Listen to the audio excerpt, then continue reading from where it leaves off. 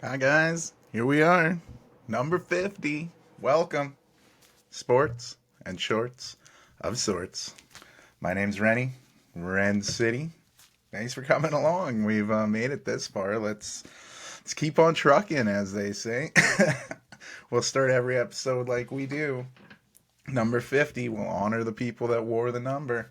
Starting with one of the best centers to ever play in the NBA, at least one of the most chiseled men to ever play. I'm talking about the Admiral, David Robinson. Although technically his rank was only lieutenant, but let's not get too critical. It's a cool nickname, you know. I might be biased being a big Spurs fan, but he's one of the best big men ever to play, you know. He's one of the best Spurs to ever play. He was drafted number 1 overall in the 87 draft, but he couldn't play for a few years because he had to fulfill his Navy commitments with the Naval Academy. So once he did finally step on the court, it was something else, you know. Spurs were finishing in tough shape. They were 21-61 the season before he got there, and they'd have one of the biggest changes. At that time, it was the biggest changes in history. You know, that record was broken when Tim Duncan was drafted later on for the Spurs, and then again when the Celtics broke it later on. But anyway, this was a big move. You know, bringing him in, he was all rookie, first team, won Rookie of the Year, continued to put up big numbers, especially on the defensive end. Like I said, this guy was chiseled. He was an athletic beast. I don't know how he'd fit in any submarines in the Navy, but yeah, he put up huge numbers, winning Defensive Player of the Year in '92. He was all defense in '94. He was a scoring leader. He showed up his offense in '94 as well when he was a scoring leader, putting up 71 points in the last game of the NBA season. And that's back when 71 points was rare in the NBA, not like this year. But anyway, that was enough to give him a slight edge over his rival Shaq. So he had 29.8 to Shaq's 29.3. And then the following season, the Admiral would win the MVP in the league. However, he was humbled in the playoffs when he'd faced Olajuwon, who felt he should have won the MVP and kind of embarrassed him there. But the 96-97 season was a write-off as Robinson hurt his back in the preseason, returned to the lineup in the midseason just to break his foot, so he missed the whole season. Sean Elliott was out most of the year. They were 20-62, the third worst record in the league.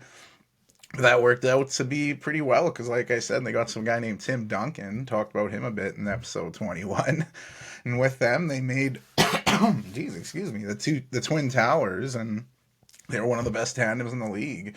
With a Hall of Fame partner in crime, they'd win the first Spurs championship in franchise history in '99, second in 2003, which was also Robinson's last year.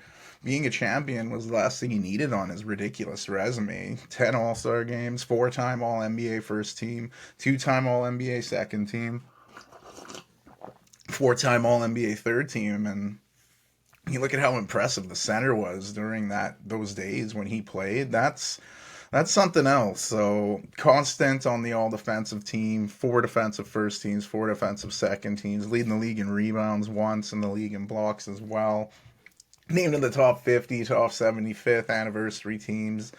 He played on the 1988 Olympic team that won bronze. That was the last year before NBA players could play in the Olympics again.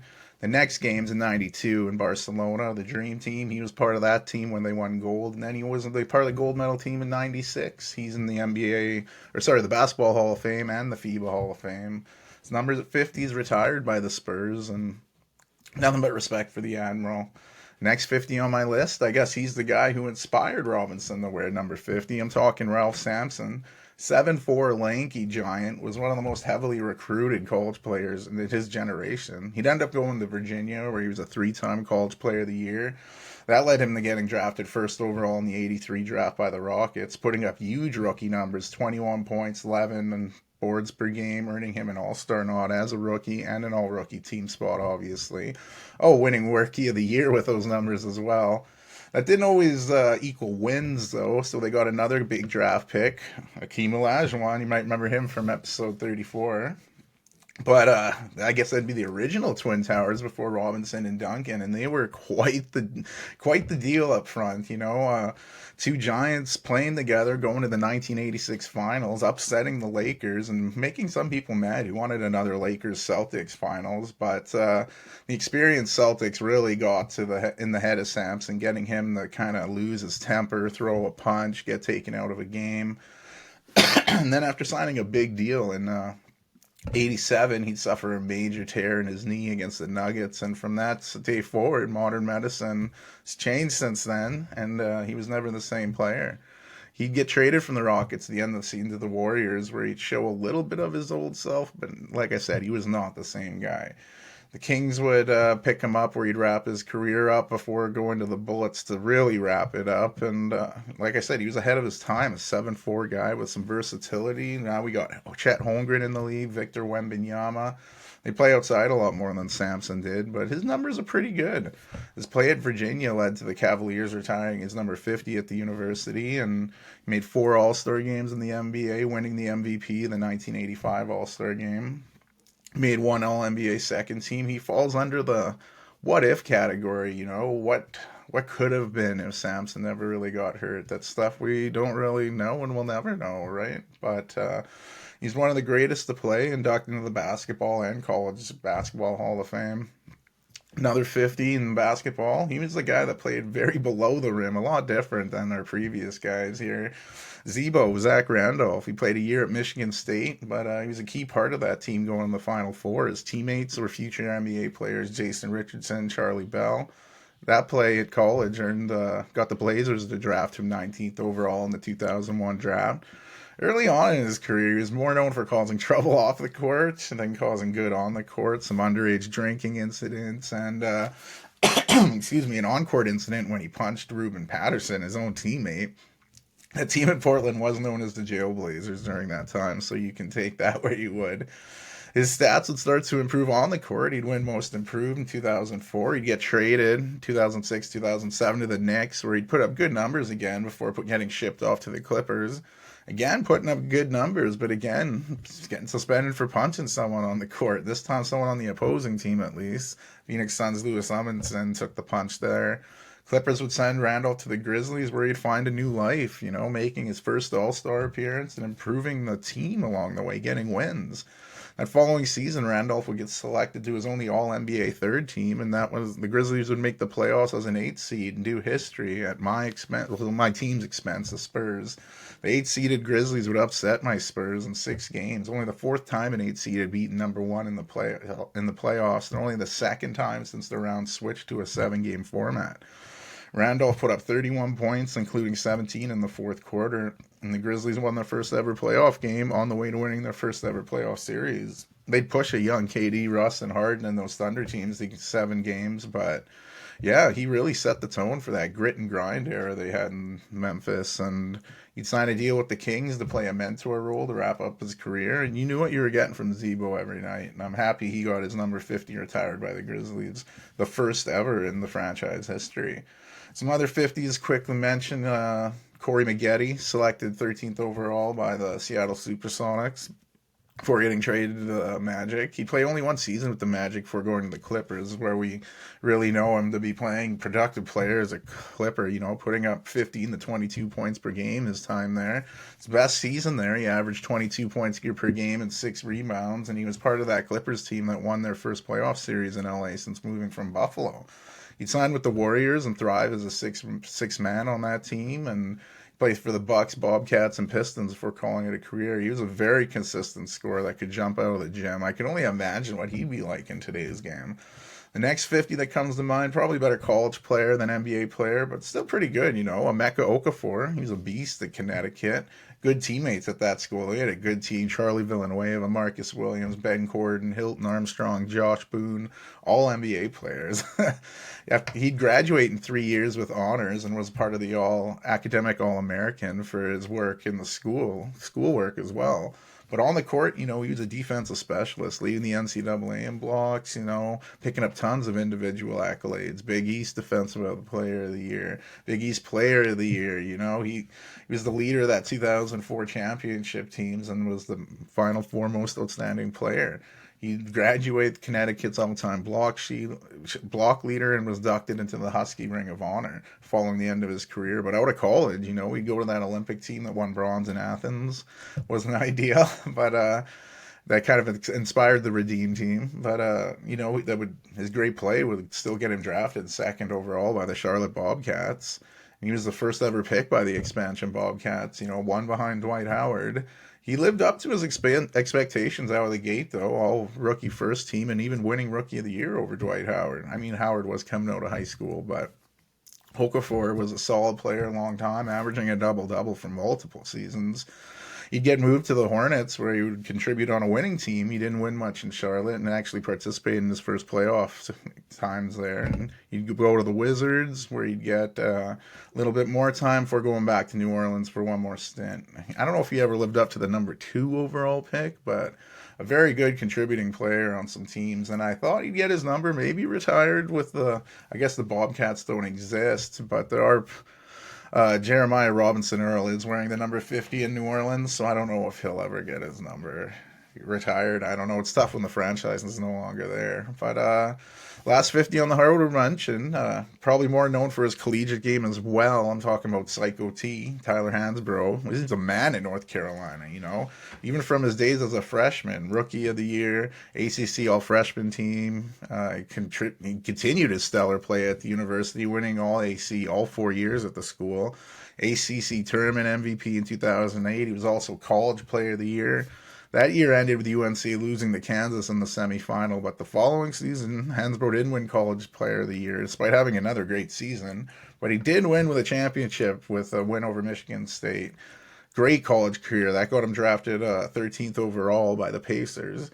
And, we did pretty all right there, but he was a little undersized in the NBA, so he didn't quite dominate like he did at UNC and was exposed a bit defensively. But his sophomore season, he averaged over 11 points per game, and that was the high of his career. He played with the Raptors, Hornets, before playing overseas in China, but he definitely peaked in college, but what a peak. His 50 is retired by the University of Carolina. I don't know if he'll get inducted into the Basketball Hall of Fame, but last August, he was inducted into the College Basketball Hall of Fame, so congrats to him on that. Leave the basketball court and go to the football field. Most famous number 50 in NFL history, Chicago Bears linebacker Mike Singletary. The youngest of 10 kids, he'd shine in football and going on to play football at Baylor in Waco, Texas.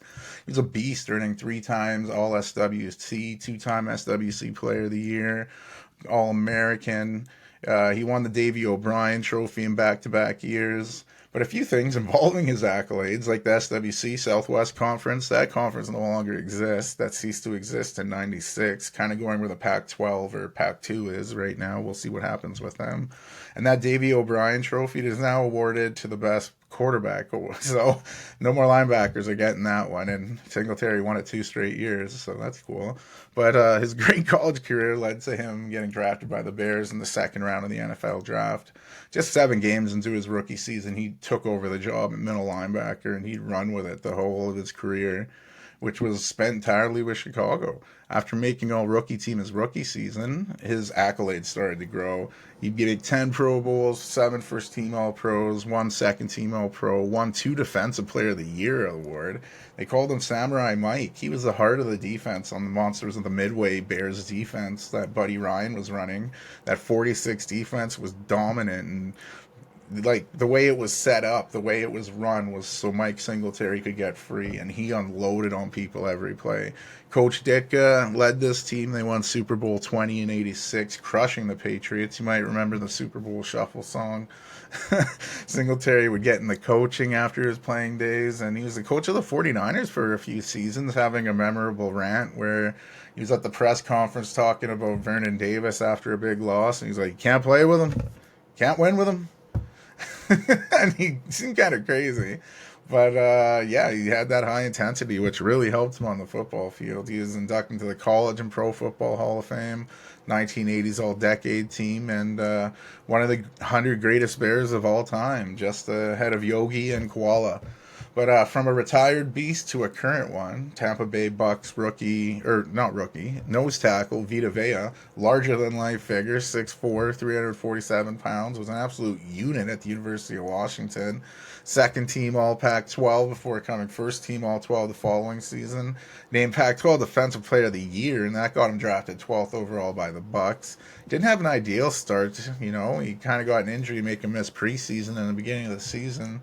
But he finished that season off well. The sophomore season is when he'd really put on the display and show off what he's got. But man, he is something else. You know, as a result, he became the first defensive player since J.J. Watt in 2014 to record a sack and a catch for a touchdown in the same game when he'd get a little pass from Jameis Winston. His third year in the league, he'd suffer another injury, this time to his right ankle, when someone fell on it during a play, but he'd come back in the playoffs and was a part of the Super Bowl winning squad that took down the Chiefs in Super Bowl 55. He just signed a big extension to stay in Tampa Bay, so that's good for Vea there. So some more current players with the 50, you got Willie Gay. He just won a Super Bowl with the Kansas City Chiefs. He was a standout at Mississippi State and came in, and he's been lighting it up with the Chiefs here. Like I said, he'd have to miss the one Super Bowl 55 game that I talked about after he picked up an injury. But the following season, he'd have more injury issues. He was suspended for violating the personal conduct due to an arrest in January 2022. He was arrested for misdemeanor and criminal destruction of property less than $1,000. I guess he went to visit his son at his baby mama's house, got in an argument, damaged a vacuum cleaner, humidifier, cell phone. You know how it goes, I guess. But yeah, he's a big part of the Chiefs winning Super Bowl 57 over the Eagles as well. So real good player there. Fortunate on off the field stuff, and hopefully he can take care of that. But we'll rock up the NFL players here by doing a quick rapid fire on number 50 linebackers. You know, back when you had to wear numbers based on your position, a rule that has been since changed. But A.J. Hawk, you might recognize him more from the Pat McAfee show, but he was a damn good player, you know, back at Ohio State, winning the BCS championship in 2002. He was drafted by my Packers 5th overall. And, yeah, all rookie team, big part of that Packers team that beat the Steelers in the Super Bowl. He'd finish his career playing with the Bengals and Falcons before going in the podcast world, but great linebacker. Another Ohio Buckeye player here, Mike Vrabel. He was two-time All-American, great player in college. That got him drafted only in the 3rd round by the Steelers.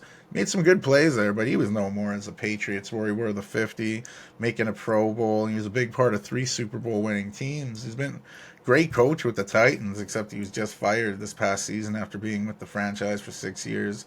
The last 50 I'll mention in football, another Big Ten linebacker. This one went to Michigan, though, Ohio State rivals. Larry Foote, he won Big Ten Defensive Player of the Year, and that got him drafted by the Pittsburgh Steelers, where he was a part of 2 Super Bowl winning teams. Great player there, and you know, those number 50s will be remembered with those franchises. We'll leave the gridiron for the baseball diamond. First number 50 worth mentioning, current superstar in the MLB, Dodgers outfielder, second baseman Mookie Betts. Star high school baseball player, which he was also an amazing bowler. Pretty cool there. He was lighting it up in bowling, but he'd get drafted and he'd go to the Red Sox where he'd light it up, getting moved to the outfield. He'd make 4 All-Star games, winning the MVP. Same season, the Red Sox won the World Series in 5 over the Dodgers. But then 2 years later, the Red Sox surprised the baseball world, trading Mookie Betts to those very same Dodgers, where he'd sign a huge 12-year extension worth $365 million. So yeah, it's pretty good. But yeah, Mets has won 3 more All-Star games. He won another World Series, this time with the Dodgers. And he's been nothing but amazing since making the MLB. MVP, 6 Silver Sluggers, 6 Golden Gloves, 2 Defensive Player of the Year, batting title, member of the 30-30 club, you know, 30 home runs, 30 stolen bases. And like I said, amazing bowler back in college when he was at Tennessee. He was a Bowler of the Year in 2010, so he's pretty good because he's competed in some Professional Bowlers Association games, and he's bowled 3 officially sanctioned 300s, perfect games. So Talk about a multi-sport athlete. The next 50, another baseball player. This pitcher just retired last season, Adam Wainwright. Standout in high school, got him drafted 29th overall in the first round of the 2000 draft. He never suited up for the Braves in the majors, so spending time in the minors before getting traded to the Cardinals, where he'd have some great moments, you know. He'd get moved to the starting rotation after some time at reliever, and he became a dependable starter, a staple in the Cardinals rotation, making 3 All-Star games, 2 Gold Gloves, Silver Slugger, and the Roberto Clemente Award. He also led the NL in wins on 2 different occasions, and was a big part of that 2006 World Series Cardinals team that beat the Tigers in 5. He won his only start in that series, and he's played his entire career with the Cardinals, and I don't know if his numbers will get him in the Cooperstown, but I do hope that his number 50 gets retired by the Cardinals. The last 50 I'll mention from baseball, Tom Henke. He made his ML debut with the team that drafted him, the Rangers. He didn't really make an impact there. Guess he couldn't find the strike zone. That's kind of big. He'd go to the Toronto Blue Jays in the trade, and he was an important piece on some good Jays team, making the All-Star game in '87. Same year, he led the AL in saves. And he was part of the '92 World Series Blue Jays team that beat the Braves in 6.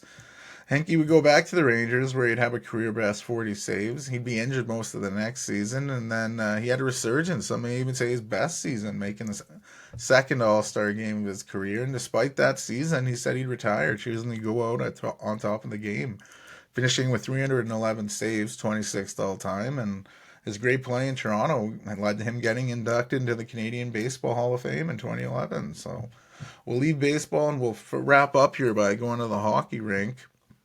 Corey Crawford, Chicago Blackhawks legendary goalie. He dominated in QMJHL, playing for the Moncton Wildcats, where he still holds a lot of records there. He then make it to the NHL, rocked the number 50 with the Blackhawks, making immediate impact. All rookie team, 2 All-Star games, 2 Stanley Cup winning teams. You know, in 2013 he did split time with Ray Emery, but he did what he had to do to get the job done. And after 17 seasons with the team, they chose not to sign him. He's going to go to the Devils, but yeah, he couldn't really make it there. He had to take some time off from hockey, and he just retired. So he played his entire career with the Blackhawks. His 260 career wins, third most all time. 52 postseason wins are the most by a Blackhawk goalie, and he's the only Blackhawk goalie to win 2 Stanley Cup championships. And the last 50 I'll mention are the biggest name in hockey, Antoine Vermette, drafted in the second round of the 2000 draft by the Senators. He worked his way up to becoming a pretty good player, and he was a big part of that 2006 team that made it to the Stanley Cup Finals, but ultimately lost to the Ducks. He'd get traded to the Blue Jackets, where he'd have his best career year, 65 points, 27 goals in 2009. He'd then get traded to the Coyotes, where he'd be pretty good before going to the Blackhawks. He'd get a reduced role there, but he'd be part of the 2015 Stanley Cup winning team that Corey Crawford was on as well. And yeah, he'd wrap it up with the Anaheim Ducks there. Really productive forward during his career, mostly known for faceoffs. He retired with a 56.6 career faceoff win percentage, 9th best among all players since they started keeping track of that. Lots of big numbers with 50 there. So we'll jump into this wild week of sports. And I know the Super Bowl is over, but geez, there was some drama in Kansas City and the parade. There was some shooting going down. 1 mother of 2 was killed, 22 others injured by gunfire. 2 juveniles have been charged in the crime, but man, this happens way too much. It's just such a bummer. You feel for the people in the States. If you ever want to go to a big event, you just have to be on edge, I guess. And the Chiefs, they kept some familiarity with the team, signing defensive coordinator Steve Spagnuolo to a contract extension. He's been with the Chiefs the past 5 seasons, and this was the best season they've had with him there. So he's 3-time Super Bowl winner with the Chiefs. He's got 1 with the defensive coordinator job in New York with the Giants. So it's good to keep him on there. People were wondering if he'd go for a coaching position, but he seems to be pretty happy there. The losing team in the Super Bowl, the 49ers, have now lost the defensive coordinator. Steve Wilkes was fired after just running the defense for 1 year. Some are wondering if Kyle Shanahan's just kind of pointing the finger here. But, yeah, it's weird to see him fire Wilkes. Great defensive coach after just 1 year. I don't think you can blame the defense, really, but people are starting to wonder if Shanahan's that guy that can't win the big one, you know? So maybe this will get a little pressure off him for a bit. Former 49ers quarterback Jimmy Garoppolo has been suspended 2 games for a violation of the NFL's performance enhancing substances policy. It's reported the Raiders were going to let him go in March, so I'm wondering if who's going to pick him up. We'll leave the gridiron to some footy, and before getting into some footy on the field, we'll talk about the big news that's off the field, the possible introduction of blue cards and sin bins. The International Football Association Board has been discussing a trial period to test this idea out. There's supposed to be an announcement earlier this month, but it's been delayed because some of the backlash regarding this idea. Adding a new card to the system would really shake things up since the red and yellow cards were added in the 1970 World Cup. So what they're hoping to do is bring in these blue cards for offenses like dissent or cynical fouls that don't require a red, but maybe a yellow's too harsh. So I don't know. What they're going to do is pull out this blue card and you're going to go sit in the sin bin for 10 minutes. You can't get substituted off or anything while you're in the sin bin, and you just chill out, and then after 10 minutes you come back, and it'll be similar to a yellow card in the fashion that if you get 2 of these you're dismissed from the game. And there's like no chill on this, because if you get your keeper gets a blue card, he's got to go in the sin bin, so you've got to either give the jersey to someone else and have them play goalie for 10 minutes, or take out one of your outfield players and just be like a man down for a keeper and then switch the keeper out when he's out of the bin. It's very weird. It's getting a lot of backlash. The UEFA president, Alexander Seferin, he said sin bins would be the death of football. So we'll see where that goes. It's a very different move. But speaking with UEFA, we'll go to some Champions League. We had the round of 16 first leg here. Pretty big match between Copenhagen and Man City. A lot of people weren't expecting Copenhagen to come out of that group. And Man City, they do what they did. They went up ahead 1-0. Copenhagen would tie it up after some disastrous play by Ederson. But then, Man City does what they do. They'd silence the crowd when De Bruyne would set up Bernardo Silva, who'd score. Phil Foden would add another. Man City wins 3-1, going back to England with big lead on aggregate. You had Leipzig and Real Madrid. Scoreless first half, competitive, and then the second, Brahim Diaz. Whoa, what a move. Brilliant footwork before curling in a beauty, and that's how the game would end, 1-0. So they go back to Spain with Real Madrid leading on aggregate. PSG and Real Sociedad, you had a scoreless first half, and then who else? Kylian Mbappe, all he does is score home goals in the Champions League. Lovely finish, and then 12 minutes later, 21-year-old Frenchman Bradley Barcola would show off his speed, sprinting down the pitch before getting his goal. PSG wins 2-0, and they'll go to Spain with a lead. And you had Lazio hosting Bayern Munich, and you'd have no goal in the first half like a lot of these games, and then in the second you'd have some drama. Bayern defender Upamecano would challenge in the box. A penalty was given, and then it was later determined that the tackle was excessive and it'd be a red card. So Lazio would get a penalty. Bayern would go a man down. Who else would step up? It's Ciro Immobile, and he'd convert from the spot, giving Lazio the lead and Lazio the win, beating Bayern Munich as they head back to Germany with Lazio leading on aggregate. This week you got some pretty big games. PSV hosts Dortmund, Inter Milan hosting Atletico Madrid, Porto hosting Arsenal, and Napoli hosting Barcelona. In the Europa League, they had their little knockout playoffs where you had teams dropping down from the Champions League, and you had teams in the third spot in the Europa League. Discussed on a previous episode, you had 8 matches going on this week, all of them first legs. Like I said, Galatasaray took a lead 3 different times, pulling off a big 3-2 win over Sparta Praha. The game featured second half red cards from both teams and a stoppage time winner from Icardi to give the Turkish side the win. The game between Shakhtar Donetsk and Marseille was pretty crazy. 4 goals, all after the 64-minute mark. Aubameyang put Marseille ahead, and then just 4 minutes later, they'd equalize. And Aubameyang made a great move to set up Njai. And then it looked over, but then Shakhtar would equalize again. Crazy game. Feyenoord's first half goal, again, in their game would be cancelled out by Romelu Lukaku as their game ended 1-1. And Sporting went on the road and beat the Swiss team Young Boys 3-1. Milan would thump Rennes 3-0. Ruben Loftus-Cheek picking up 2 goals in that win. Karabag out of Azerbaijan, they went on the road and beat Portuguese side Braga 4-2. No one saw that coming. Benfica hosted Toulouse from the Liga and beat them 2-1. Lens and Freiburg played to a scoreless draw, and the second leg of those matches will be played this Thursday. And then in the Premier League, you had last week wrap up with Chelsea going down a goal to Crystal Palace, but coming back to win 3-1. Big win in a West London derby with Crystal Palace. The weekend started off with some top teams flexing their muscles. Liverpool would travel to London and take on Brentford. They were facing some injury woes with no keeper. Allison Becker was out. Trent Alexander-Arnold was out. Curtis Jones would have to leave this game with an injury.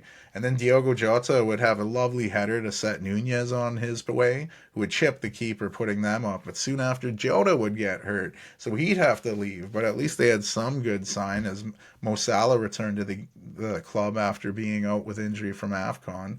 He'd assist a goal before scoring a goal, giving them a big lead, and Ivan Toney would get one back, but massive win for Liverpool. Gakpo would get one late to make it 4-1. Like I said, big win for Liverpool. Arsenal, they'd go on the road facing Burnley. Vincent Kompany wasn't at the match because he got his third yellow of the season, and they'd have Craig Bellamy filling in as manager. And it did not go well. Odegaard would score for not even 4 minutes into the match for Arsenal, and it just kind of went downhill from there. Goal after goal after goal. Boom. Suddenly 5-0 they win. They've been on fire lately. Arsenal has won 5 straight in the Premier League, outscoring opponents 21-3. That's ridiculous. I've told people I think they might get shocked this week against Porto in that upcoming Champions League game I mentioned, but that could come back to haunt me. This team's playing really well. Aston Villa got 2 goals from Ollie Watkins, one in the first half, one in the second. Fulham got an answer from Rodrigo Muniz, but it was too little too late as Villa picked up that road win. Tottenham would host Wolves, and a few minutes before halftime, João Gomez would break his Premier League slump, putting Wolves ahead. But big Swede Kulusevski would show off his fancy footwork to equalize for Tottenham, like just minutes into the second half.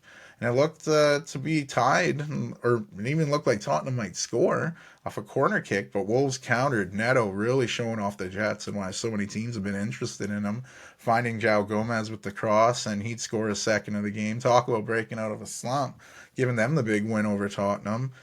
I guess I gotta say West Ham here. They continued their lackluster play. We really need Paqueta back. Without that Brazilian master, we're really stinking it. Forrest would get a first half stoppage time goal by Awoniyi. Calvin Phillips, he made an impact for West Ham, getting his first red card in West Ham colors. And we'd put pressure on, it would backfire. Hudson-Odoi would score the second goal in stoppage time. That's one second half stoppage time as Forrest won 2-0 over West Ham, who are now winless in their last 6 Premier League games, last 8 in all competitions, and they haven't won in the calendar year of 2024. This team, I know they're trying to be careful not to rush Paqueta back, but man, we're really stinking without him. Some other big matches ended in draw. Newcastle hosted Bournemouth. It was an exciting one. No goals in the first half, but you'd have some in the second. Some complacency led to Newcastle keeper Dubravka slipping and coughing the ball up in front of his own net, where Dominic Solanke had one of the easiest goals of his career. The lead didn't last long. Newcastle would get awarded a penalty. Anthony Gordon would hit from the spot. And then we get a third goal in 18 minutes. Semenyo would show off his fancy footwork before blasting one home to put the visitors up again. And it looked like Bournemouth had it. But Matt Ritchie would get subbed on, and then not even a minute on, he looked across the ball. It ricocheted off the defender, hit the keeper, back to his feet, and he put it away. First goal for him in 4 years, and secured the point for Newcastle as they came back 2 different occasions there. Another big draw between wealthy clubs. Raheem Sterling made a nice move and scored an opening goal for Chelsea against his former club in Man City. And Man City cranked up the pressure, finally getting their goal in the second half when Rodri's shot would get redirected into the net.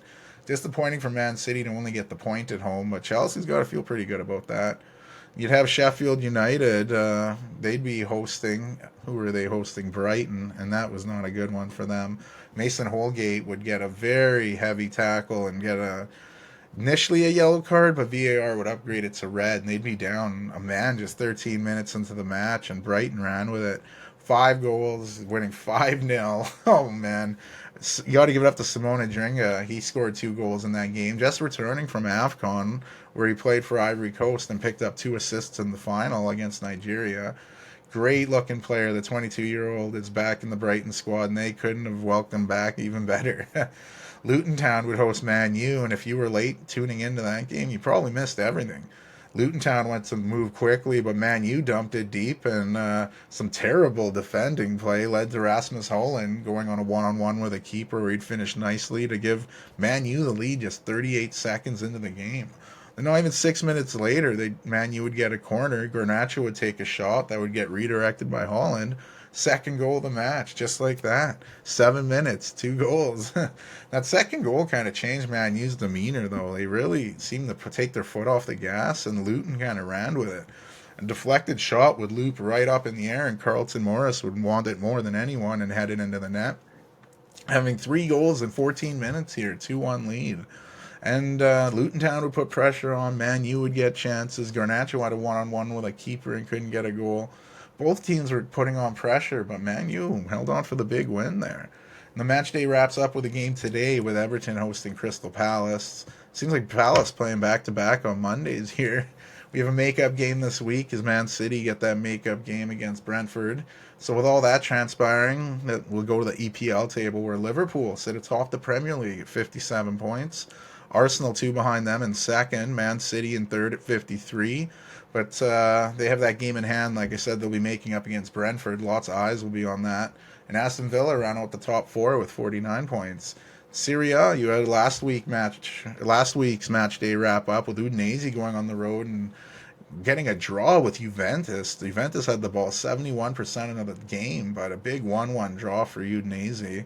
Some midweek match making up for some postponed games. You'd have Bologna hosting Fiorentina. Fiorentina was the favorite in that one, but Bologna would win 2-0, getting the big home win.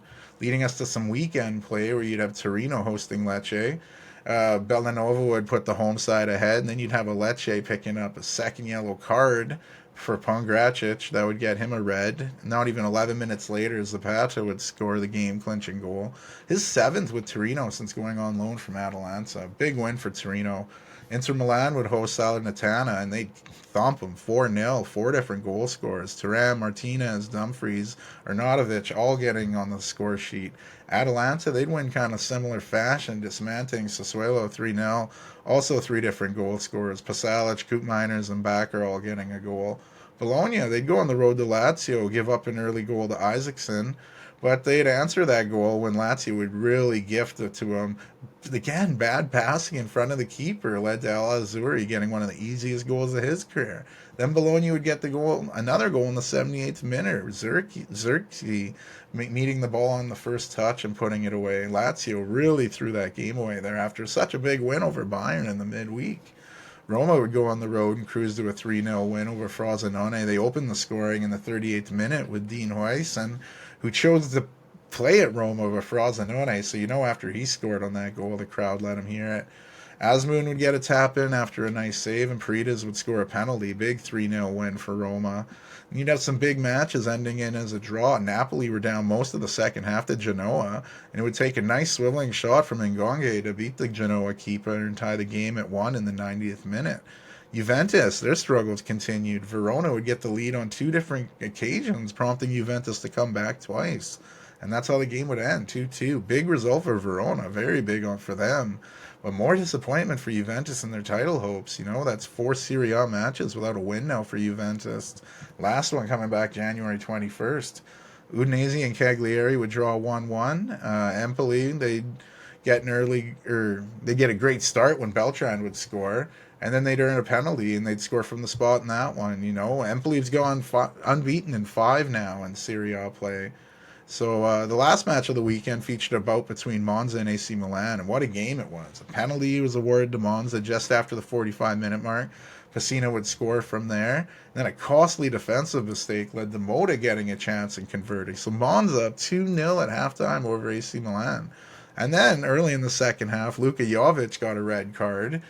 Really, he retaliated, and they got the second guy, and they went a man down. But despite being a man down, AC Milan made some subs.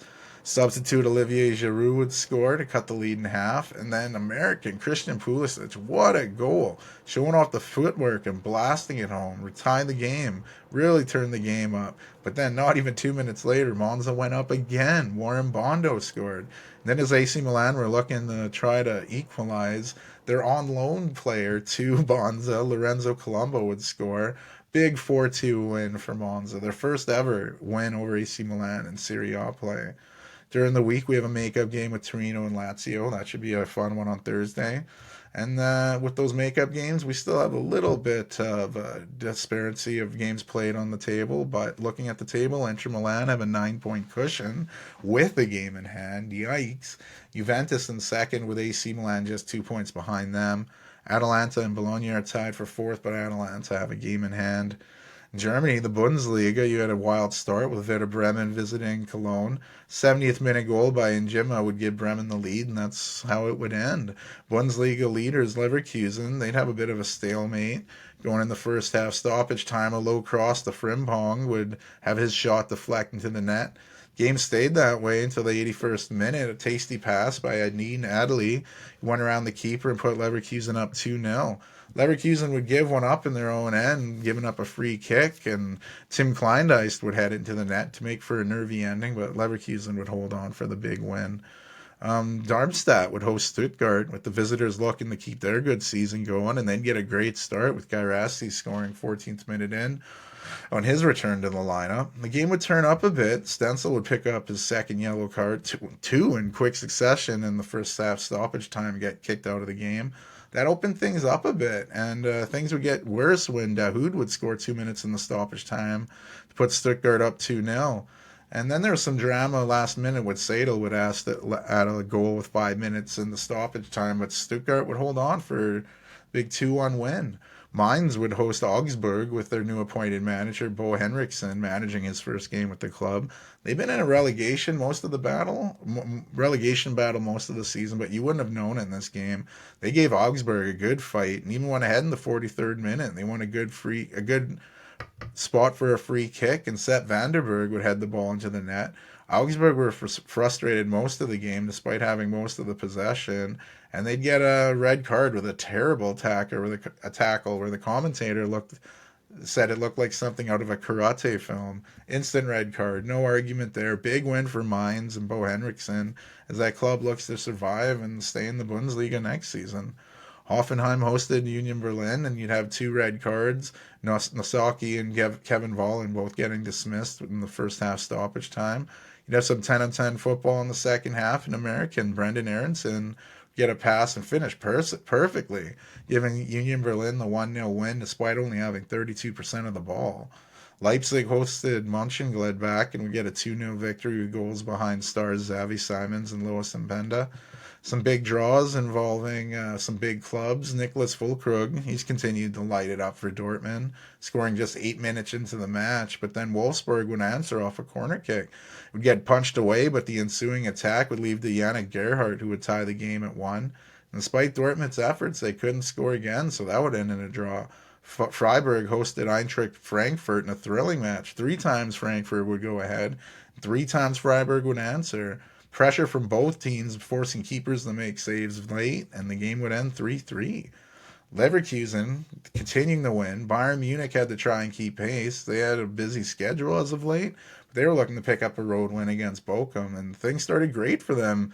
Musiala put Bayern ahead after just 14 minutes, but much like Man U did in their game after going ahead, they pulled their foot off the gas a bit, and Bochum, they dispossessed Bayern, and a lovely cross would find Asano, who would equalize, and then not even 6 minutes later off a corner, Kevin Schlotterbeck would score, putting Bochum ahead 2-1 at halftime.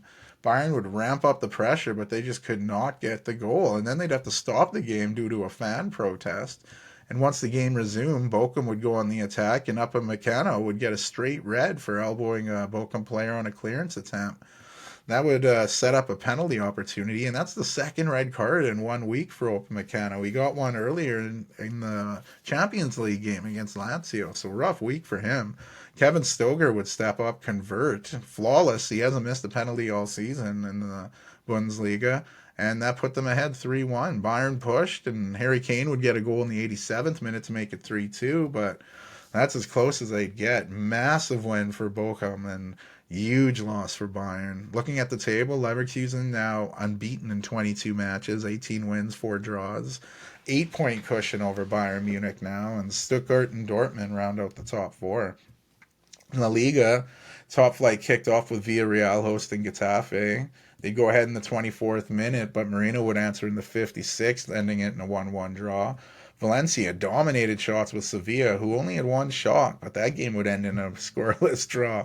Almeria visited Granada and catch the hosts off guard when Mark Pubel would score his first La Liga goal, putting Almeria ahead after just 9 minutes, and it'd stay that way until the 75th minute, where Izuni would equalize and break the hearts of Almeria as they were hoping for a win as that ended 1-1. Atletico flexed their muscles on visiting Las Palmas, scoring 5 goals and a clean sheet, a 5-0 victory. Osasuna would host Cadiz and use 2 goals from Ante Budimar to get the 2-0 win. Barcelona was visiting Celta Vigo, and Lewandowski put the side up ahead just before halftime, but minutes into the second half, Iago Aspas would equalize, and then in stoppage time, Lewandowski would get a penalty chance for Barcelona. He would get stopped by the keeper Vicente Guaita. However, VAR determined that Guaita, stood off the line too soon, so the Polish striker would get another chance, and he'd convert, scoring and putting Barca ahead for good as they won 2-1 in a much-needed win. Rayo Vallecano was hosting La Liga leaders Real Madrid. Spanish Giants without English superstar Jude Bellingham, who's out with his ankle injury, but they got off to a great start. Giant Joselu would score 3 minutes into the match, and then after a Rayo Vallecano player was taken down in the box, VAR had a look and decided that it was a penalty, and Raul de Thomas would stand up, score from the spot, tying the game at 1 after 27 minutes. Real Madrid would dominate possession but could just not get that goal. And then to make matters worse, Dani Carvalho would pick up a stoppage time red card, suspending him for the next game. I mean, it was a little rough. The guy really dove, but Mallorca, they host Real Sociedad and catching the visitors off guard. Sanchez would put the team ahead not even 4 minutes into the match. 38th minute, Sociedad would equalize when Take would go down on a powerful run before his shot would go through the keeper's hands into the net. Arenas picked up back-to-back yellow cards and got dismissed from the match, and Mallorca would try to hold on for the draw, but 7th minute stoppage time, a lovely cross would get headed in for Marino, and Sociedad completed the comeback to win 2-1. Really disappointing for Mallorca. Real Betis would host Alaves, and both those teams would play to a scoreless draw, leaving a juicy Monday matchup between Athletic Bilbao and Girona. And as I get to the table here, you'll see how big of a game that is. Real Madrid sit atop the league with a 6-point cushion over Girona. So that's why this game is really big. They got to win to keep pace with Real Madrid in the league. Barcelona sit 2 points ahead of Girona. But like I said, Girona have that game in hand. They'll be playing today. Atletico sit in 4th with a 5-point cushion over Athletic Bilbao. So you can see why that game's big for Athletic Bilbao. In France, you had a big game to start the week. Lyon hosting Nice. Oro Mangala's 22nd minute goal proved to be the difference. What a signing he's been coming over from Lyon. Just his second appearance, he'd already got a goal. And Lyon's really turned their disastrous season around, and tough for Nice as they've now lost back-to-back games in the league. Lille they hosted Le Havre, and Canadian Jonathan David scoring a hat-trick in the first 49 minutes of the match as they cruised to a 3-0 win. PSG went on the road and beat Nantes. Lucas Hernandez and Kylian Mbappe getting the goals for PSG in the win. Lorient went on the road to Strasbourg and gave the home side their 3rd straight loss in Liga. Rennes hosted Clermont, and 2 goals from Martin Terrier propelled the side to a 3-1 win. They're 6th in a row in the league. Montpellier skunked Metz 3-0. Perfect start when Isigia Silla's 3rd minute goal really set them up. Monaco hosted Toulouse in an exciting game. The visitors got off to a good start when Sierro took a deep free kick with Monaco not paying much attention, catching the keeper off guard and beating him near post. A crafty goal that made the keeper look a little sheepish. But, not even 3 minutes in the second half, Aklakouche would equalize for Monaco, and it stayed that way until Logan Costa would score off a corner kick, blasting into the net, giving Toulouse a big 2-1 win. Tough loss for Monaco, who've just won 1 in their last 5 League One matches. Reims and Lens would each score a goal in the first half of their match as they ended in a 1-1 draw. The weekend wrapped up with a juicy matchup between Brestois and Marseille. The game was suspenseful, but no one could get that opening goal. In the 60th minute, Marseille player would drop to the ground. The replay showed that he just kind of dropped. It looked like a dive, but VAR said nope, straight red card. So they were down a man, and Marseille picked up the possession a bit after that. But in the 88th minute, a fantastic individual effort with the Pierre Lismelou beating the keeper with a tough angle shot, giving Brestois the big, huge win, despite playing a man down for more than half an hour in that match. So no current makeup games to make in France. All teams on level pegging here, and PSG have a massive league, 13-point lead over second place Brestois, 1 point ahead of Nice, and Lille and Monaco tied for that third place spot. Lille sit with a little bit of a better goal difference with Monaco's recent lackluster play. They've kind of dropped out of the top four. So yeah, not good for them. NASCAR, you had a bit of a buzzkill. Everybody hoping to watch Daytona 500. Nothing but rain in Florida. So first time the race has been suspended for a full day since 2012. The Xfinity Series race was already moved, so now you're going to get back-to-back racing Monday. So that's pretty good for people watching. The NHL, you've had some pretty crazy stuff going down with the Morgan Riley suspension announced, 5 games for that cross check on Ridley Greig. And they put some emphasis on that empty netter, and I was going to mention it last episode, but I wanted to see the ruling first. You can't have people showboating with, you can have a little bit of retaliation, but you can't have people getting cross checked in the neck after a goal. You retaliate later on, you initiate a fight or something, but you don't do it like that. A lot of people are like, oh, he had it coming, but you can't be retaliating after goals. Remember the Dale Hunter incident 93 on Pierre Tirjan? I keep mentioning that because we don't want to go back to that. You don't want to be, if you are showing on people, you have to be accountable for it, but not like that. So I think the suspension's valid, but it is being appealed still, so we'll see what happens with that appeal. The Blue Jackets fired general manager Jarmo Kekalainen. He was with the club. He was the third GM ever announced in Blue Jackets history. He's been with the club for 11 years, almost to the day he was fired. So, he had some successful time in Columbus, but right now they're in the basement of the Eastern Conference, and those good times seem far away. Back onto the ice, the Oilers, they've lost a few games since their lengthy winning streak was snapped, but they did have some history on the ice. Connor McDavid reached the 600 assist milestone, just 616 games played, picking him up in a game where he had 6 assists, a career high, in an 8-4 win over the Red Wings. McDavid became the 4th fastest player in history to reach that mark, just behind some guys named Wayne Gretzky, Mario Lemieux, and Bobby Orr. Not bad company. Good news for the struggling Blackhawks. Number 1 overall pick Connor Bedard returned from injury on Thursday against the Penguins. Blackhawks lost, but Bedard picked up an assist in that loss. And the next game, the Blackhawks would pick up a win over the Senators, and Bedard would get a goal and an assist. So good to see him back on the ice. And then you had those cool outdoor scenes in New Jersey and East Rutherford. My Flyers were doubled up against the Devils. My Flyers showing up in Rocky attire, ready to throw down against the Devils, who went with more of the Sopranos look. But the next game featured the New York battle with the Rangers taking on the Islanders. A thrilling game with the Rangers forcing OT and then winning it in OT. Really cool look. But probably the coolest look of the week was the jersey retiring of Pittsburgh Penguins legend Jaromir Jagr. One of the most beloved players in hockey, had his number 68 raised to the rafters in Pittsburgh. Just the third Penguin to have that honor, joining Mario Lemieux and Michel Briere. He played the first 11 of 24 seasons in Pittsburgh, and it's the team most think of when they think of Jagr. The Czech-born legend's second in all-time points in the NHL, and it had everyone in the arena rocking a Jagr mullet. During his speech, he said, "I want to thank to my girlfriend. She's too young to remember when I played for Pittsburgh." So that was a little baller move. We know Jagr's a bit of a ladies' man as well, so he made sure he thanked everyone. The Canucks, they've still have the best record in the West, despite losing to the Jets this past weekend.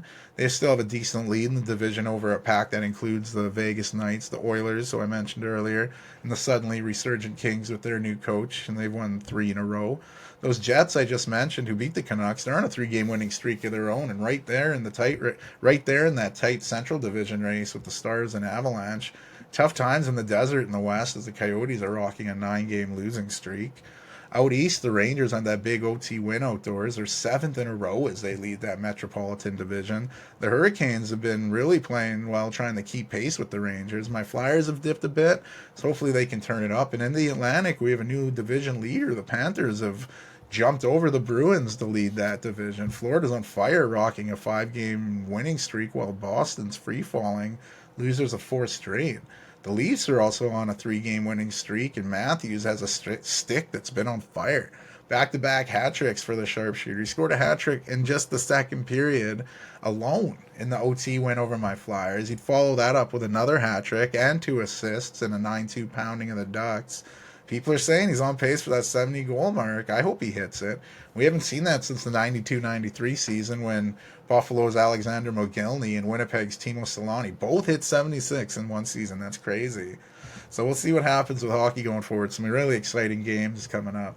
And basketball in the college world, Ohio State, they announced they'd fire Chris Holtmann. Comes in the middle of his 7th season with the team. They've kind of gone with the youthful look, not a lot of vets, and it's not really worked out. He said he was blindsided by the change. He didn't even get an opportunity to meet his players before the news broke. But yeah, a wild week in sports. Kansas, like I said in college sports, Kansas getting pounded early in the week by Texas Tech. The upset train kept rolling as UNC lost to unranked Syracuse. Illinois State, where they were feeling pretty pumped to be ranked for the first time since Larry Bird played there in '79, they lost to Illinois State, so not the best look for Indiana State there. Virginia also lost to an unranked Pitt squad. Marquette, Iowa State, Baylor, Illinois, Dayton, Creighton, BYU, Wisconsin, Kentucky all picked up big wins. Wisconsin really needed that one. UConn, Tennessee each flexed muscles in their midweek wins. Auburn, South Carolina had a big SEC matchup with 2 teams in the top 13, but Auburn almost won by 40. It's not really a close game there. Some more midweek play had Purdue stumble a bit against Minnesota, but came back to win. But on the weekend, it didn't quite work that way. They lose to Ohio State, dropping their 3rd game in conference play, and that should drop the Boilermakers in the rankings. Florida Atlantic went down big to South Florida and could not come back, and now they might follow the top 25. A Big East showdown. You had this game hyped up. 2 top 4 teams in the Big East, number 1 UConn, number 4 Marquette. UConn won by 28. So like Purdue, I see Marquette following a bit in this rankings. Kansas had to bounce back from a win. They got that over Oklahoma. UNC bounced back, beating Virginia Tech. Auburn was feeling good about that win over South Carolina, but that was short-lived as they fell down to Kentucky. And South Carolina lost again, this time the unranked LSU. Not good for them. Wisconsin had a short peak of happiness there with their midweek win, but they'd lose to an unranked Iowa. And Indiana State, like I said, they were ranked for the first time since Larry Bird was there. They drop another loss, this time to Southern Illinois. Back-to-back losses for Indiana State. On the women's side, you had some more fun to start the week. Juju Watkins dropping her 9th straight 30-point game and win over Arizona. West Virginia and Texas picked up wins in the Big 12. Some upsets as a young Iowa State Cyclones team took Kansas State to overtime and beat them. Oklahoma also beat Baylor, but they were both ranked, so it's not that big of an upset.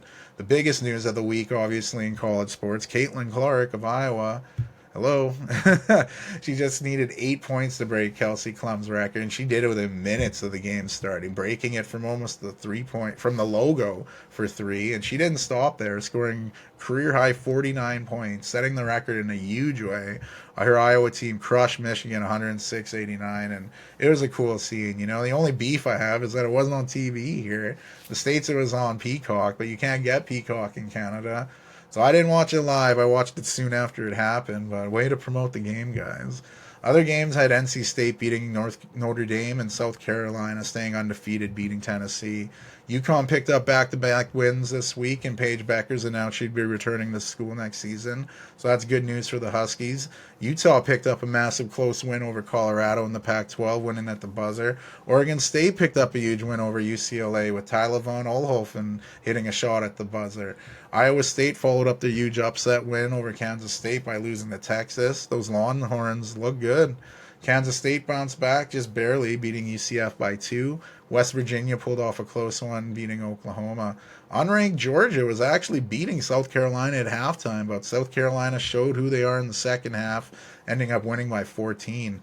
NC State had a scare by Georgia Tech, but they were able to hold on for a 1-point win in overtime.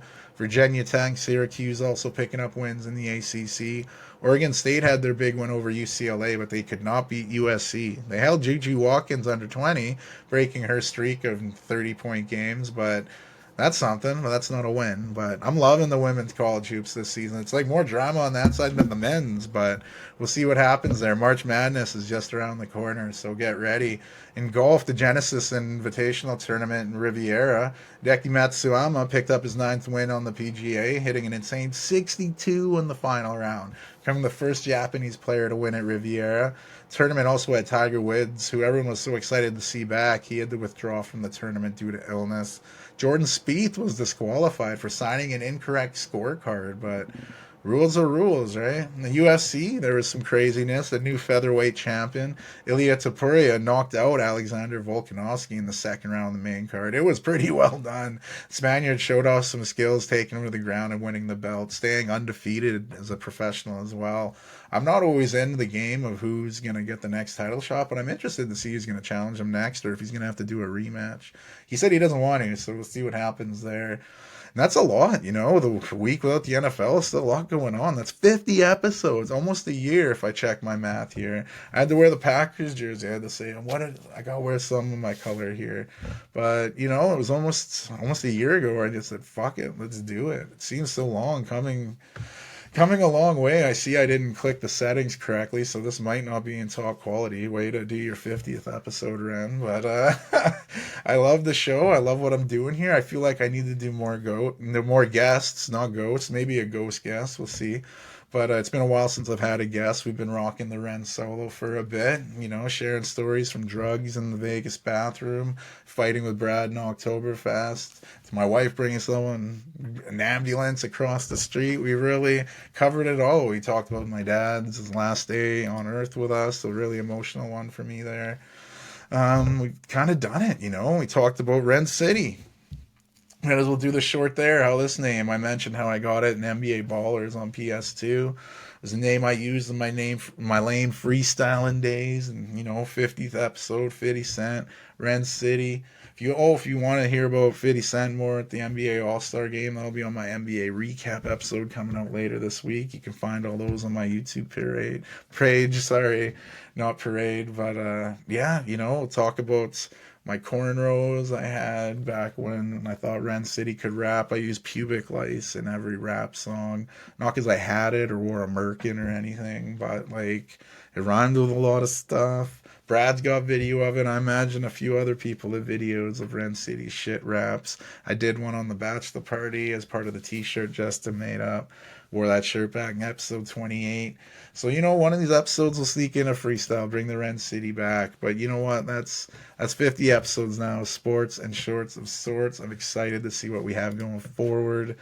Thanks again for coming along, tuning in. That's 50 in the books, 50 more, and 50 and 50 and 50. More money. But anyway, Rencity out.